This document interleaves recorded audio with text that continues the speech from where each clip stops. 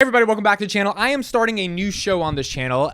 We are innovating on the channel. We're trying to see how we can do and diversify the types of content that we're doing. And this show is going to be called the Palantir SPAC Show for now. There's a lot of news coming out on the Palantir SPACs. I recently launched a publication and I'm covering a lot of news. And literally today I published 3-4 articles on new Palantir SPAC news. I want to talk about that news today. And so if you don't want to read the articles every day, I think this video either daily or like every other day is going to be the show, probably for 10 minutes, where you come, you get your daily updates or, bi-daily updates on what's happening with the Palantir SPACs. Why is this important? Because the Palantir SPAC thesis is controversial. I believe it is strategic, but it's either a hit or miss. Either the companies they invested in, it's about 18 of them if you include, and actually like 24 if you include all the Foundry for Builders companies, either they're going to win or they're going to lose. And if they win, Palantir has an equity stake, and that equity stake is going to translate into better financials for the company. And that means the product will be working with these SPACs, which means the marketing for Foundry will be immense in a variety of different industries because they invested in a bunch of different industries, which will prove that their product is good. Because if a company can take it in 2022 and by 2026 they're a multi-billion-dollar company running on Foundry, that is a good thing for Palantir's Foundry software. But if those SPACs do not win and they fail, then it actually kind of looks bad on the software because like the software is not performing as well as it needs to. So let's get into the news right now. And again, I do think this will be a daily or bi-daily way, a show of us being able to actually talk about Palantir SPACs. So we have a couple of things. Let's go to the first one today. Palantir SPAC LILIUM will send electric jets to the skies of Spain. Now, what is the controversy going on with LILIUM? LILIUM 3 weeks ago got a MOU, which is just like this order from NetJets, which is the world's biggest private jet company, to order up to 150 private electric jets from LILIUM. LILIUM is a Palantir SPAC that creates electric jets. This is awesome news. It doesn't mean they're ordering 150. They have an MOU. I believe like it's a memorandum of understanding of potentially being able to buy those 150 jets. So they have the potential to buy those 150 jets. That's big business for LILIUM, one of their biggest deals they ever had. Then a week later, we get a research report from Iceberg Research that they are shorting the stock because they believe that planes cannot fly. They believe that LILIUM has been frauding investors and basically lying to investors about the technology that they have. And ultimately, that's why they're short. And then the SEC, I believe, launched an investigation into LILIUM, which they kind of have to do every time this type of short report comes out. Well, today's news is that Palantir SPAC LILIUM, with the flight permit operationalized authorization in Spain secured, the flight test team are making final preparations for the first flight at the Atlas Flight Center, which means LILIUM's jet, as we can see right there, this is in Spain, is having their flight permits approved by the Spain government. And once it is approved at this flight center, they will be able to launch their planes in the sky. What does this mean? Well, this means a couple things. Number one, if they're able to launch planes in the sky, as I said in the end of this article, none of this matters. This whole short report fraud investigation only matters if they can't launch planes into the sky, if they can't do what they said they were going to do. That would show that, and that would be bad for a couple of reasons that we'll get into. But if they can get their planes in the sky, and it looks like they're going to be able to get to fly in Spain, well, that's really good because that means that their planes can actually fly. They're flying in a different country. Now they have to expand into the other countries, obviously, and they have to expand around the world because they're electric jets, right? So they have to fly everywhere. But if they can achieve operational efficiency within Spain, that only serves as a benchmark and a foundation for them to achieve operational efficiency within their jets in other parts of the world. That, this is bullish. This is a good thing for LILIUM. And it's also really good they're releasing this news right now because they haven't formally answered this investigation stuff. Obviously, they can't really talk about it, but it's bad for them to be investigated, and it's good for them to be able to show, hey, I know we're being investigated, but we're actually making progress, so maybe the investigation is false. Now, why would it be bad for the investigation to happen? I outlined it here.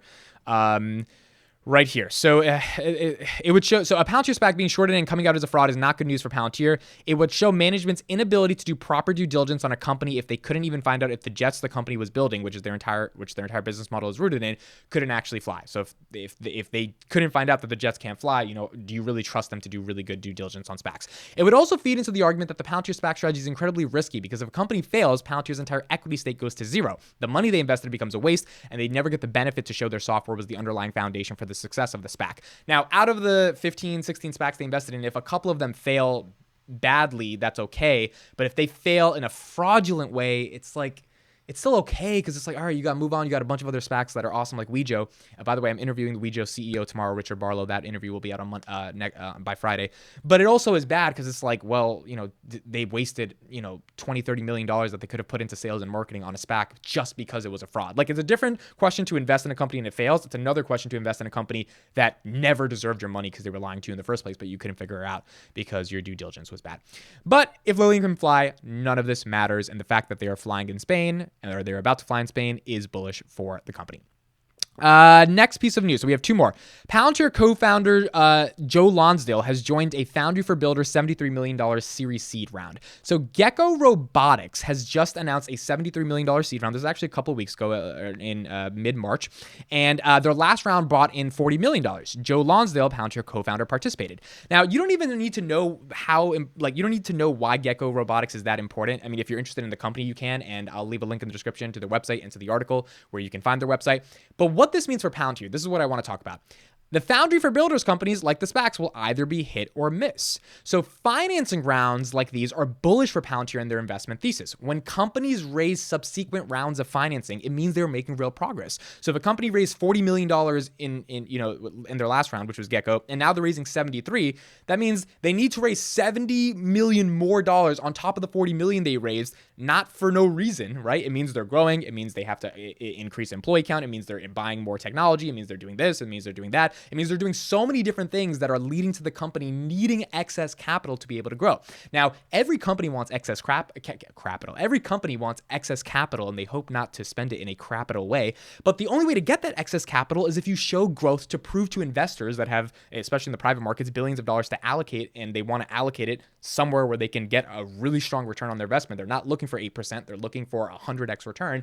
And that only happens if you show legitimate growth. So you can't raise a $70 million round of financing after a $40 million round of financing and have some really good angels in the mix. I believe Mark Cuban was also here. Yeah, Mark Cuban is here, Founders Fund, Joe Lonsdale. You can't get these really awesome people investing in your company if you're not showing that the company has massive amounts of potential. So the fact that a Foundry for Builders company, which is using Palantir's Foundry and their software as the foundation to build their business as a, because they're part of Foundry for Builders, means that Foundry is working and that it's actually helping them grow. As a result of it helping them grow, that company's going to hopefully be able to raise even more money in the future when they go public, right? And obviously it's going to be Palantir software that's broadcasted as the reason for why they were such a big company, because it was the data infrastructure that allowed that company to actually succeed. So when companies raise subsequent financing rounds, it is a good thing, and it is something that for Palantir investors that are a little bit worried about their SPAC strategy or their sort of venture capital fund strategy, it's something that we should be happy about when this happens. All right, last thing we're going to do,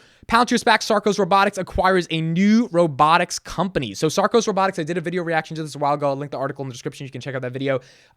Basically, they invested in a real-life Iron Man suit, and it's a really, really cool technology. SARCOS Robotics is doing some interesting stuff when it comes to building industrial exoskeleton suits for industry workers, as you can see in this photo, that have to really do complex things like picking up heavy machinery.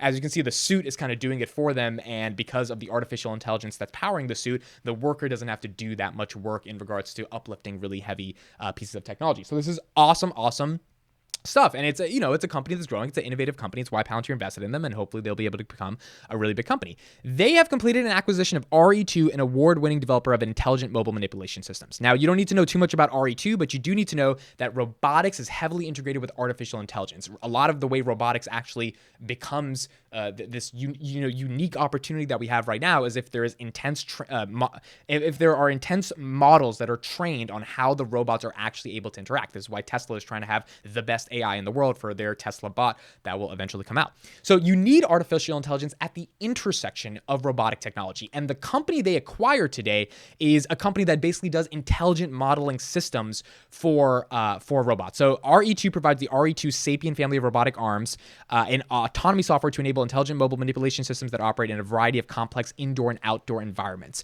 RE2 systems help companies in the aviation, construction, defense space, and they reduce operational costs and improve worker safety and efficiency.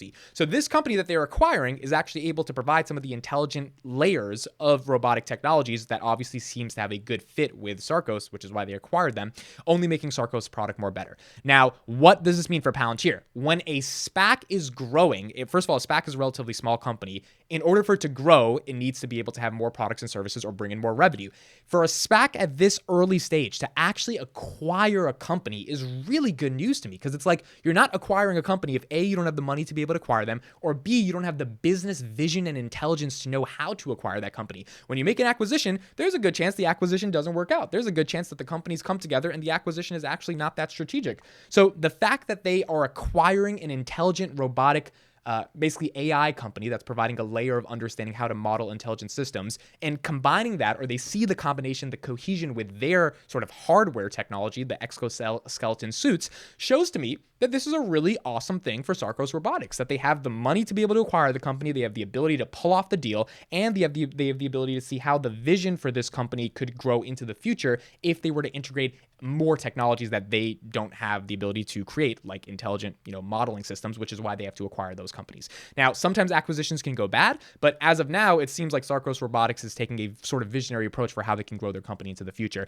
And why this is bullish for Palantir, because again, a SPAC needs to grow in order for Palantir to get the benefit off of that. The only way you grow is if you make more money. The only way to make more money is to enhance your products and services to get more customers and get more clients. And by acquiring another company, it means that there is more potential for the technology to get it better in this specific use case, and to just get more distribution to other clients that would have not invested in you before, or like even talked to you before, if you didn't have the type of technology that you now currently have based upon the acquisition that SARCOS was able to make. So I think that it's an awesome thing that SARCOS, as small of a company as they are, was actually able to pull off this acquisition.